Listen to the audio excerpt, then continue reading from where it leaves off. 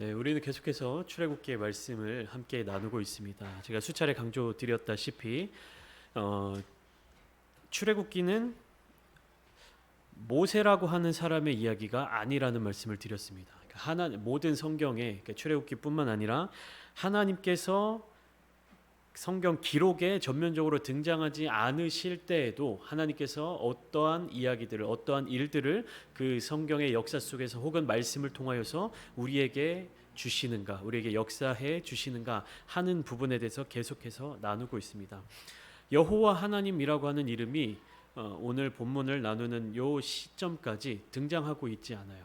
하나님에 대하여 하나님을 두려워하였다라는 이제 말이 1장에 등장하긴 하지만 공식적으로 하나님이 이 사건들에 대해서, 이 역사적인 사실들에 대해서, 이 일들에 대해서 하나님이 어떤 개입을 하시겠다라고 하는 메시지는 아직까지 등장하고 있지는 않습니다. 오늘 본문에서도 사실은 하나님께서 무엇을 하신다라고 공식적으로 등장하시지는 않아요. 다만 이스라엘 백성들이 처해져 있는 상황이 어떠한 상황이구나, 그 상황 속에서 하나님의 마음이 어떻게, 하나님의 시선이 어디를 향하여 있고, 이런 부분에 대해서 간략하게 출애굽기의 저자가 알려주고 있는 것이죠.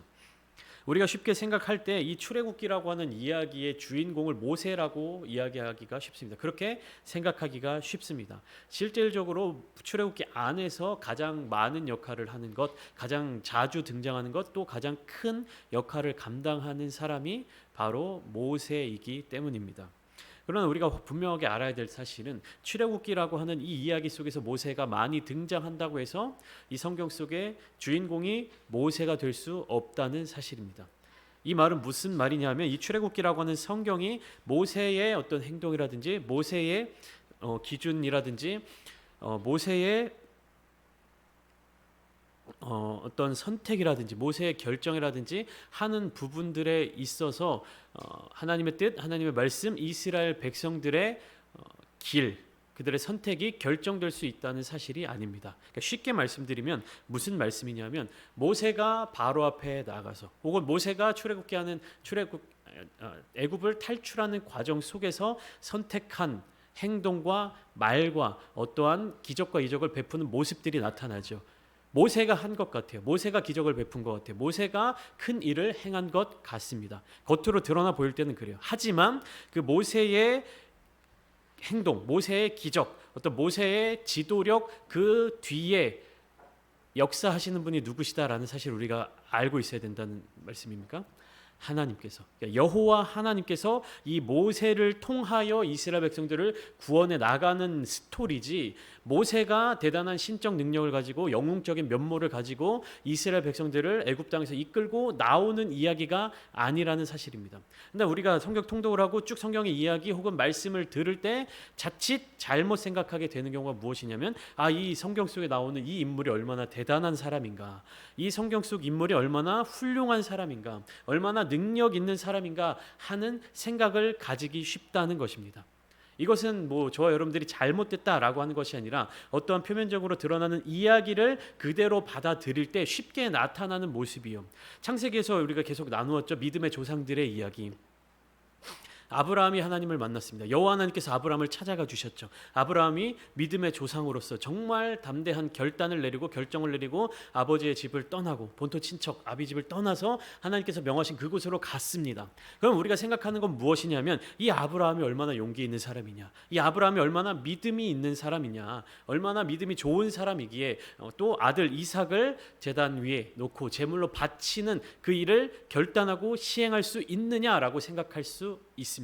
그러나 아브라함을 찾아오신 하나님, 아브라함에 그렇게 명령하신 하나님, 아브라함의 삶과 아브라함의 여정을 인도해 주시는 하나님의 그 능력에 대해서 우리는 신경 써서 그것을 집중하지 않으면 자연스럽게 흘러가는 흐름 속에서 놓쳐버리게 된다는 거예요. 우리가 창세기에 나오는 다양한 등장인물들, 아브라함, 이삭과 또 야곱과 요셉으로 이어져 가는 그 족장들의 스토리 속에서 그 개개인의 사람들이 처해져 있는 그 상황과 환경 속에 몰입돼서 들어가다 보면 느껴지지 않습니까? 요셉이 꿈을 꾸었을 때, 요셉이 애국으로 팔려 나갔을 때, 그 형제들을 다시 만났을 때, 과연 그 이면에 하나님이 어떠한 역사를 하셨는지, 그 이면에 하나님께서 어떠한 계획을 세우셨고 그 계획이 이루어져 가고 있는지에 대해서 우리는 반드시 살펴보아야 합니다.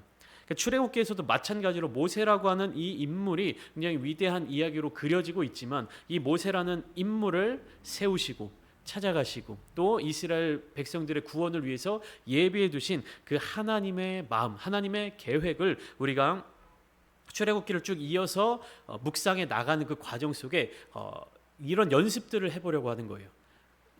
이 이야기 속에서 모세가 등장하고 있네, 모세가 이런 일에 처해져 있네, 모세가 이러한 행동을 했네. 그러면 그 모세의 행동과 결정과 모세의 어떤 이동과 이러한 삶의 변화 속에서 하나님의 개입이 전혀 없었는가, 하나님의 계획이 없었는가, 성경 속에서는 기록되어 있지 않는 부분에 대해서 우리가 믿음으로 그것들을 어떻게 바라볼 수 있는가 하는 것을 매주 같이 묵상하며 나누려고 합니다. 그러니까 모세라고 하는 이 사람의 중요성에 대해서는 누구도 부인할 수 없어요. 모세가 중요한 것은 맞습니다. 사실입니다. 그러나 오늘 본문을 쭉 보고 그 지난주 본문을 기억해 보시면 이 모세라는 사람의 어린 시절과 그다음에 청년 시절 그리고 장년의 시기에 대한 설명은 거의 등장하고 있지 않아요. 우리가 익히 알고 있는 바대로 모세는 120세를 살았습니다.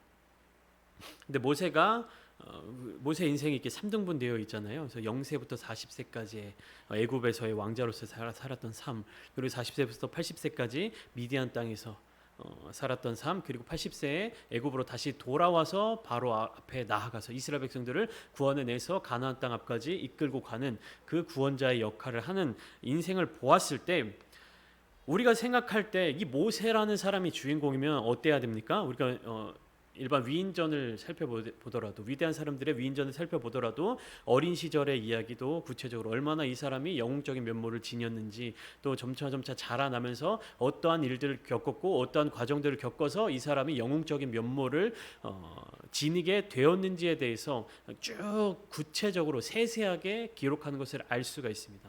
그런데 모세의 이야기를 보면 그런 내용들이 구체적이지가 않아요. 모세가 태어났을 때의 모습이 어떻게 나와 있습니까? 그때 당시에 애굽의 바로 왕이 모든 새로 태어나는 히브리 사람의 남자 아기들을 다 죽이라고 하는 상황 속에서 모세의 부모가 모세를 석 달간 집안에서 숨겨 키웠습니다. 그러나 이제 더 이상 숨겨 키울 수 없게 되자 나무 갈대 상자에 역청과 나무 진을 칠하여서 나일 강가의 갈대 사이에 두게 되었죠. 이 갈대 상자를 바로의 딸이 발견하고 불쌍히 여기게 되었다라고 성경은 말하고 있습니다. 더 이상의 설명이 나와 있지 않아요. 위대한 탄생이라든지 그 탄생에 이어지는 어떤 위대한 사건이 모세의 이야기 속에서는 나타나고 있지 않습니다. 그리고 나서 그 갈대 상자를 발견하게 된 바로의 딸이 이 아이에 대해서 긍휼한 마음, 불쌍한 마음을 갖게 되는 거예요. 그래서 그 이후의 과정이 이 모세라는 아이가 바로의 딸에게 건져냄을 받고 다시 모세의 누나인 미리암이 바로의 딸에게 다가가서 이 아이를 키울 수 있는, 젖을 먹일 수 있는 유모를 내가 불러오겠습니다 라고 하여서 결국에 어떻게 되는 겁니까? 모세의 친어머니에게로 다시금 돌아가서 안전하게 양육을 받게 되는 그 사실로 끝이 납니다. 모세의 어린 시절 이야기는 여기서 끝납니다. 더 이상의 어떠한 사건도 없고요. 결국에 그 요게벳의 품으로 돌아가서 어떠한 가정 환경을 받고 어떤 양육을 받으면서 자라왔는지에 대한 내용도 아무것도 기록되어 있지 않아요. 2장 10절 말씀을 보면 그 아기가 자라매 바로의 딸에게로 데려가니 그가 그의 아들이 되니라. 그가 그의 이름을 모세라 하여 이르되 이는 내가 그를 물에서 건져내었음이라 하였더라. 이렇게 마무리가 되고요. 11절에 보면 바로 어떤 이야기가 나옵니까? 오늘 본문 시장의 11절에 모세가 장성한 후에, 이 나이 차이의 갭이 어느 정도 되는지 아십니까? 일단 확실한 것은 11절에 들어서는 모세가 장성한 후라는 이 나이는 40세입니다. 성경에 분명하게 기록되어 있는 부분, 모세가 40이 되었을 때, 그러니까 사도행전 7장에 스데반 집사의 설교 속에서 나타나고 있습니다. 23절, 24절에 이렇게 기록되어 있는데요.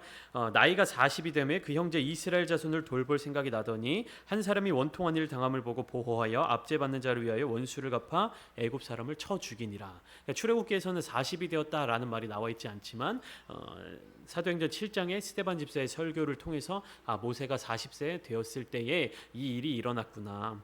그러면 유모로서 모세를 키웠던 요게벳이 그 모세를 보호하였던 그 기간은 얼마나 될까? 그러니까 성경에 이것은 분명하게 기록되어 있지 않기 때문에 대략적으로 신학자들이 추정하는 그 나이대가 있어요. 그러니까 이 아이를 이제 젖을 떼고 어느 정도 홀로 독립시켜서 다시 바로 왕궁으로 들여보낼 수 있는 나이가 적게는 뭐 4세에서 5세, 더 많이 쳐줬을 때는 7세에서 8세, 그러니까 초등학교 입학 전후, 유치원 입학 전후로 해서 이제 모세를 바로의 궁으로 돌려보냈다라는 것이 이제 학자들의 의견인데, 이렇게 따져도 몇 년의 차이가 나는 겁니까? 35년, 30년 이상의 모세의 어떤 그 시기가 공백이 있는 거예요. 그러니까 40세의 모세 이야기가 갑작스럽게 11절에 등장하는 거예요. 그러니까 모세가 주인공이고 모세에게 집중되는 이야기라면, 그러니까 출애굽기가 모세를 주인공으로 삼는 이야기라면 조금 더 모세에 대한 이야기들을 많이 담아 놓을 수 있었겠죠. 그러나 한 어린 시절 영유아기 시기의 모세 이야기에 바로 이어서 40세가 된 모세의 스토리가 오늘 본문을 통해서 시작되고 있는 것입니다. 이 11절 12절 말씀을 보면 이스라엘 백성들을 향하여서 모세는 자기 형제로 생각하고 있어요. 이게 무슨 말이냐면 모세는 자기 자신을 애굽 사람이 아니라 히브리 사람으로 생각하고 있다는 뜻입니다. 지금 애굽의 바로의 딸의 왕자로서 왕궁에서 살고 있지만 이 모세는 자기 자신에 대해서 나는 애굽의 왕자, 애굽 사람이 아니라 히브리 사람이다라는 분명한 사실을 머릿속에 인지하고 있다는 사실입니다. 이것은 어떻게 이렇게 될 수 있었을까? 바로의 왕궁에 들어가기 전에 어머니 요게벳이 영유아기 및 유년 시절에 계속해서 이제 젖을 먹이고 이제 그렇게 키우는 것만 한 게 아니라 그 가정 안에서 하나님에 대해서 또 이스라엘 민족에 대해서 역사에 대해서 계속해서 가르쳤다라는 사실을 알 수 있다는 것이죠. 이 모세가 무엇을 보게 되었냐면 그들이 고되게 노동하는 것을 보았습니다. 11절 중간에 그들이 고되게 노동한 것을 보더니 그 다음에 또 무엇을 보았냐면 어떤 애굽 사람이 한 히브리 사람 곧 자기 형제를 치는 것을 본지라. 그러니까 뭐냐면 이스라엘 백성들이 노동하는 것, 고되게 노동하는 것을 보았고 탄압과 압제 당하는 것을 보았습니다. 그러니까 두 가지를 본 것이죠. 성경에서 기록되어 있는 본다라는 것은요, 보았다라고 하는 것은 마음이 움직여서 응답하는 것을 의미합니다. 단순히 그냥 눈으로 보았다가 아니라 그것을 보는 것. 우리가 신약성경에서 예수님의 사역의 일정을 보면서도 예수님이 누군가를 보셨다라는 말들이 나오잖아요. 그러니까 성경 속에서 보았다라고 하는 것은 마음이 움직여서 응답하고 관심을 갖게 되는 것을 의미합니다. 그러니까 모세는 아무런 이스라엘 백성들에 대해서 아무런 감정이 없는 그런 애굽 사람이 아니라 무엇이에요? 이스라엘 백성들이 고단하게 고되게 노동하는 것을 보았고 애굽 사람으로부터 탄압을 받는 것을 보았던 것입니다. 그냥 이것이 시각적인 이야기로 봤다라는 것이면 그냥 그런 일이 있으니까 그냥 넘어가는 거죠. 애굽의 왕자로서. 그러나 모세는 그것을 보고 거기에 마음이 동하게 된 겁니다. 마음을 움직이게 되는 겁니다. 이것이 결국에 무엇이냐면 하나님의 마음을 알게 되는 것이죠. 하나님께서 보시는 것, 하나님께서 들으시는 것, 예수님께서 보시는 것, 그리고 그 보시는 자에게 집중하고 주목하여서 다가가시는 그런 모든 모습들, 그것이 결국에 하나님 아버지의 마음이다라는 것입니다. 여기에서 우리는 독특한 이야기의 흐름을 다시금 알게 됩니다. 모세는 자기가 보았던 것과 동일하게 어떻게 행하냐면 그 애굽 사람에게 행합니다. 애굽 사람이 자기 형제 히브리 사람 곧 자기 형제를 치는 것을 보았습니다. 그러니까 그 애굽 사람에 대해서 모세가 어떻게 행하냐면 본 그대로 행합니다. 애굽 사람을 쳤어요. 그런데 결과가 좀 달랐죠. 애굽 사람을 치니까 어떻게 되냐면 죽게 된 겁니다. 12절에 보면 애굽 사람을 쳐 죽여 모래 속에 감추니라 라고 되어 있죠. 결과가 다른 거예요. 애굽 사람들이 자기 형제 이스라엘 히브리 민족을 쳤던 결과와 자기가 애굽 사람을 쳤던 그 결과가 달라지게 된 겁니다. 그러니까 하나의 모세의 삶의 자리 가운데 사건이 발생하게 된 것이죠. 그리고 이 사건이 모세의 인생을 변화시키는 결정적인 어떤 계기가 되었던 것입니다. 13절과 14절 그리고 15절까지 쭉 이어서 보면 또 보이는 게 있어요. 모세의 눈에 또 보이는 게 있어요. 13절에 보면 이튿날 다시 나가니 두 히브리 사람이 서로 싸우는지라. 이번에는 누가 누구와 싸우는 겁니까? 히브리 사람들끼리 서로 싸우는 거예요. 전날에는 애굽 사람이 히브리 사람을, 그러니까 싸웠다고 하기도 뭐하죠. 애굽 사람이 히브리 사람을 괴롭히고 탄압하던 장면을 보았다면 그 이튿날에는 히브리 사람들끼리 두 사람이 싸우는 모습을 모세가 보게 된 것입니다. 그러니까 한 사람에게 모세가 이렇게 이야기하는 거죠. 네가 어찌하여 동포를 치느냐 하매. 왜 네가 동족 형제를 괴롭히고 때리느냐라고 이야기를 합니다. 그러니까 한 사람이 일방적으로 좀 폭행을 가하고 있는 모습이라고 우리가 이해할 수 있겠죠. 대등하게 싸우거나 하는 것이 아니라 어느 한 사람이 더 큰 힘을 가지고 폭행을 하고 있었던 모습으로 그려질 수 있을 것입니다. 근데 모세가 그렇게 두 사람을 말리니까 잘못한 사람이 14절에 이렇게 말합니다. 누가 너를 우리를 다스리는 자와 재판관으로 삼았느냐? 네가 애굽 사람을 죽인 것처럼 나도 죽이려느냐라고 대답을 하게 됩니다. 그러니까 모세는 동족 간의 형제들 간의 싸움을 말리기 위해서 개입을 했는데 그 두 사람의 반응은 모세가 기대했던 것과 달랐습니다. 모세는 어떻게 생각해요? 히브리 사람들을 자기의 형제로 생각했습니다. 나는 히브리 민족이고 나는 히브리 사람의 자손이고 나는 히브리인이야 라고 생각을 하지만 히브리 사람들, 이스라엘 백성들은 모세를 히브리인으로 인정하지 않았습니다. 무엇이냐면 모세는 바로의 딸의 아들, 그러니까 이집트의 왕자의 지위에 있어야 하는 사람이었던 것이죠. 근데 사실상 모세는 이집트의 왕자로서의 삶도 살지 못했던 것으로 보입니다. 왜냐하면 애굽인을 죽인 사실을 모세가 감추었죠. 시신을 묻고 감추었습니다.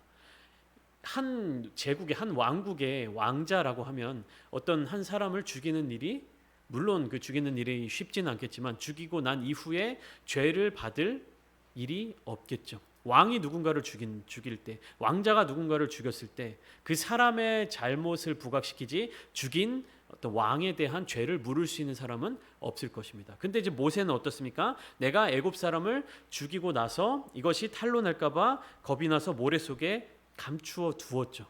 그리고 이 일이 발각되자 어떻게 되냐면 바로의 반응이 15절에 나옵니다. 바로가 이 일을 듣고 모세를 죽이고자 하여 찾는지라. 바로가 누굽니까? 모세의 어머니의 아버지입니다. 물론 그 혈연 관계가 연결되어 있는 것은 아니지만 자기 손자이고 할아버지인 것이죠. 근데 어떻게 하는 겁니까? 애굽인 한 사람을 죽였다고 해서 모세를 찾아 죽이려고 하는 거예요. 바로 왕이. 그러니까 모세는 즉 히브리 사람들의 공동체 안에도 소속되지 못했고 애굽의 왕자로서, 애굽 사람으로서도 살아갈 수 없었던 사람이었다라는 것이죠. 그래서 모세는 이로 인해 애굽 땅을 벗어나 도망치게 되었습니다. 그러니까 애굽 땅에서 더 이상 머물 수 없는 존재가 된 것이죠. 그러니까 모세는 갈등 속에서 살아가게 된 것이에요. 애굽인의 생활 방식과 히브리인의 생활 방식 사이에서의 갈등, 그리고 내가 애굽 사람으로서 지배자의 계층에서 살아가던 삶과 피지배자 히브리인으로서의 정체성 가운데에서 또 갈등이 있는 것입니다.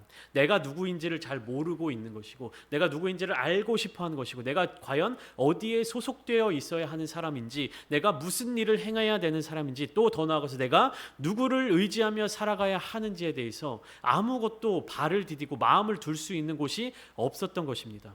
히브리인들에게 있어서는 모세는 애굽 왕의 어떤 애굽 왕의 딸의 아들, 애굽인으로 여겨지고 애굽 사람들 사이에서는 모세는 저 히브리인으로 취급을 받았던 것입니다. 그러니까 어느 쪽에도 소속될 수 없는 극히 외로움 가운데에서 모세는 도망치게 되는 것이에요. 그렇게 도망치게 되어서 머문 땅이 어디입니까? 15절 16절을 보면 미디안 땅에 머물게 되었습니다. 그러니까 이 미디안 땅이 어딘지는 정확하게 나타나 있지는 않지만 어쨌든 애굽의 바로 왕의 손에서 벗어날 정도의 위치에 있는 이 지역으로 모세는 도망을 하게 되었습니다. 여기에서 한 가지 사건이 또 성경 속에 나타나고 있죠. 미디안 제사장에게 7달이 있었더니 그들이 와서 물을 길어 구유에 채우고 그들의 아버지의 양떼에게 먹이려고 하는데, 그러니까 우물에 어떤 7자매가 먼저 와서 자기 아버지의 양떼에 물을 주는 그런 모습이 나타나고 있습니다. 그런데 17절에 갑자기 다른 목자들이 와서 이 여인들을 쫓아내는 거예요. 이 자매들을 쫓아내는 거예요. 그러니까 그것을 본 모세가 또 정의로운 마음에 그 목자들을 내쫓아 주고 이 여인들을 도와서 양떼에게 먹이는 일을 행하게 됩니다. 이것을 계기로 모세가 갈 곳 없고 머물 곳 없고 정처 없이 떠돌았던 모세가 미디안의 제사장, 그러니까 이드로 혹은 루엘이라고 하는 이 사람의 가정 속으로 들어가게 된 것입니다. 그러니까 모세는 이전까지 어떤 사람이었어요? 그 어디에서도 소속감을 느낄 수 없는 사람이었고 그 어디에서도 환영받지 못하던 사람이었습니다. 그러나 미디안 땅에서 이 제사장의 딸들을 구원해 주었을 때 어떻게 되었냐면 그들에게 초대되었고 환영을 받는 그 자리로 들어서게 되었습니다. 이들이 보기에 모세는 애굽 사람이었지만 애굽 사람인 것과 상관없이 환영의 자리 가운데로 초대된 거예요. 자기 딸들을 구원해주고 도와준 사람이기 때문에 환영의 자리 가운데 초대받게 되는 것이죠. 그러니까 한 40년의 그 세월 동안 내가 누구이지, 내가 어디에 속한 사람이지, 나는 무엇을 해야 되는지에 대해서 고민하던 이 모세가 이 미디안 땅에 들어서서 한 가정을 이루게 된 것입니다. 나를 환영해주고 나를 초대해주고 나와 함께 해주는 사람들을 만나게 된 것이에요. 우리는 이 모습을 보면 이렇게 해서 모세가 앞으로 행복하게 잘 살았습니다라는 어떤 동화 속 이야기처럼 끝날 것을 기대하고 또 그렇게 되는 모습을 예상하기도 합니다. 그런데 재미있는 사실은 무엇입니까? 모세가 애굽을 탈출하는, 모세가 먼저 애굽으로부터 도망치는 이 40세 이후의 삶의 모습, 모세의 어떤 이야기는 여기서 끝납니다. 그 다음에 모세의 이야기는 또 다시 모세의 나이로 치면 어느 때로 연결이 되면 80세가 되었을 때 이야기가 나타납니다. 모세가 영유아의 시절, 아주 어린 시절의 이야기가 잠깐 나왔다가 40세 되었던 때의 이야기가 오늘 본문을 통해서 등장하고 있고, 뭔가 좋은 가정을 이루고 여기서 행복하게 잘 사는 모습들을 우리가 기대할 것만 같은 그 이야기 속에서 모세의 장년 시절의 이야기는 끝이 납니다. 그리고 나서 어느 이야기로 가게 되냐면 모세가 80세가 되었을 때, 일반적인 상식선에서 평균 수명을 지났을 때, 이제 찬찬히 이제 죽음을 앞두는 그 때에, 이때 당시에 그 순간에 하나님이 모세를 찾아오셔서 새로운 사명과 새로운 임무를 부여해 주시는 것이 다음 출애굽기 3장의 말씀부터 이어지는 거예요. 그러면 왜 모세의 이야기가 이렇게 연결이 되는 것일까? 왜 모세의 스토리가 이렇게 이어지고 있는 것일까? 오늘 본문 마지막 부분을 보면 알 수가 있는데요. 23절부터 25절 말씀입니다. 여기에서 하나님이 처음으로 등장하십니다.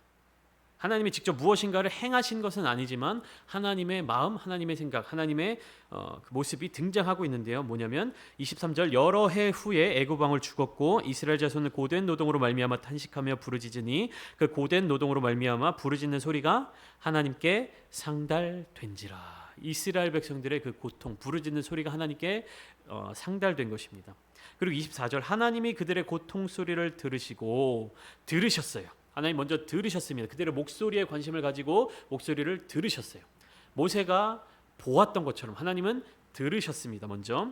그리고 무엇을 하셨냐면 아브라함과 이삭과 야곱에게 세운 그의 언약을 기억하셨습니다.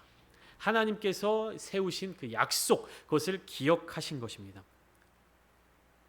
근데 참 25절에 재미있는 말씀이 등장하고 있어요. 하나님이 이스라엘 자손을 돌보셨고 하나님이 그들을 기억하셨더라 라고 2장의 메시지가 끝나고 있는 것입니다. 여러분 상식적으로 생각할 때 이스라엘 백성들이 지금 어떤 상황입니까? 수백 년간, 수십 년간 엄청난 고통 가운데 이방 땅에서 고난을 당하고 있는 것이에요. 그런데 하나님이 이스라엘 자손을 돌보셨다라고 이야기를 하고 있고 하나님이 그들을 기억하셨다라고 이야기를 하고 있습니다. 내가 고통 가운데 하나님의 백성이라고 생각하는 내가 고통 가운데 있고 어려움 가운데 탄압 가운데 있을 때 하나님이 나를 기억하시지 않으셔. 하나님이 나를 돌보시지 않으셔.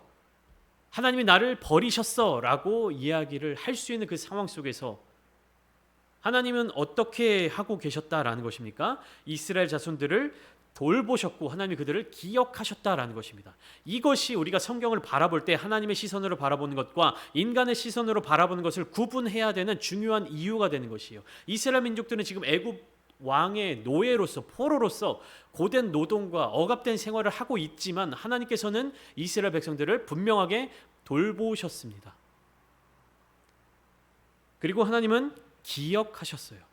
우리가 이 이스라엘 민족들 모세의 이야기 하나님의 이 이야기를 통하여서 기억해야 할 것은 무엇입니까? 나의 삶에 있어서 나의 인생에 있어서 나의 생활에 있어서 나의 모습에 있어서 하나님이 나를 잊어버리셨고 하나님이 나를 돌보시지 않는 것 같다라고 느껴질 때가 많이 있습니다. 나의 삶에 있어서 나는 열심히 하나님을 예배하고 난 열심히 하나님께 기도하고 난 열심히 하나님을 찾는데 하나님이 나를 돌봐주시지 않는 것처럼 느껴질 때가 있습니다. 내가 기도해도 하나님이 응답해 주시지 않는 것 같고 내가 더 열심히 신앙생활하고 내가 주님 앞에서 온전하고 바른 생활을 하기 위해서 애씀에도 불구하고 나의 생활은 변화되지 않는 것처럼 느껴질 때가 있습니다.